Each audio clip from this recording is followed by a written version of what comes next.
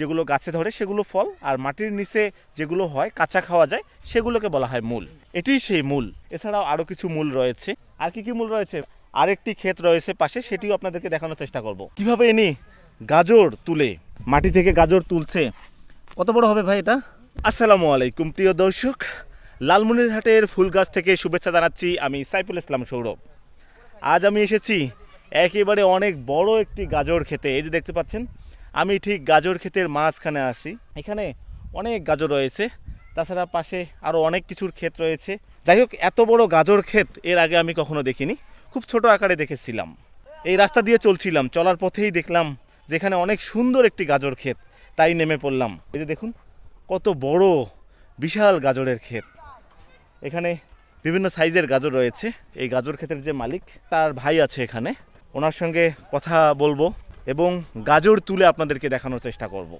প্রিয় দর্শক, আমরা এখন দেখব কিভাবে ইনি গাজর তুলে, অর্থাৎ এই যে মাটি থেকে গাজর তুলছে। কত বড় হবে ভাই এটা? এটা ছোট সাইজ, তো একটা বড় সাইজ তুলেন দেখি। দেখা যাক। এই যে উঠে গেছে। এই যে দেখুন প্রিয় দর্শক, আমার হাতে অনেক বড় একটি গাজর চলে এসেছে। যাই হোক, গাজর অনেক পুষ্টিকর খাবার, একেবারে অ্যান্টিঅক্সিডেন্ট সমৃদ্ধ একটি সবজি। এটি মূলত রান্না করে এবং কাঁচায় খাওয়া যায়, দুই উপায়েই খাওয়া যায়। আপনাদের অনেকেরই প্রিয় পছন্দের সবজি গাজর। আমরা সাধারণত বলি ফল এবং মূল, যে ফলমূল খেলে মানুষের পুষ্টি বৃদ্ধি পায়, সেই মূল এটি। ফল যেগুলো গাছে ধরে সেগুলো ফল, আর মাটির নিচে যেগুলো হয় কাঁচা খাওয়া যায় সেগুলোকে বলা হয় মূল। এটি সেই মূল। যাই হোক, আমি মূল হাতে নিয়েছি। এছাড়াও আরও কিছু মূল রয়েছে। আর কি কি মূল রয়েছে ভাইয়া? হ্যাঁ, মূলা মূলাকেও মূল বলা হয়, তাই তো? যাই হোক, আরেকটি ক্ষেত রয়েছে পাশে, সেটিও আপনাদেরকে দেখানোর চেষ্টা করব। প্রিয় দর্শক, গাজর ক্ষেতের ঠিক পাশেই রয়েছে কেশুরের ক্ষেত। এই যে দেখেন, এখানেও বিশাল বড় একটি কেশুরের ক্ষেত রয়েছে।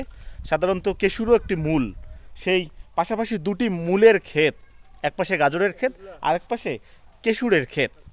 যাই হোক, এখানে এসে অনেক ভালো লাগলো এই পাশাপাশি দুটি মূলের ক্ষেত দেখে। তো প্রিয় দর্শক, ক্ষেত থেকে একেবারে টাটকা গাজর তুলে আনলাম।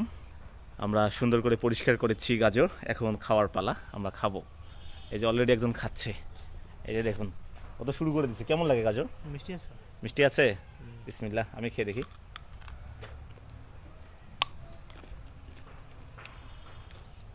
অনেক মিষ্টি। টাটকা ক্ষেত থেকে খাইছো কখনো? বহু একেবারে ছোটোবেলায় খাইছিলাম না, একেবারে টাটকা গাজর। সাধারণত আমরা বাজার থেকে কিনে খাই, সেটা টাটকা হয় না, অনেক আগে তুলে তারপরে প্রসেসিং করে বিক্রির উদ্দেশ্যে নিয়ে যায় বাজারে। কিন্তু এটা আমরা নিজেরাই প্রসেসিং করলাম, অর্থাৎ সরাসরি তুলে পরিষ্কার পানি দিয়ে ধুয়ে খাচ্ছি। অনেক নরম না? যাই হোক, ভালো লাগলো।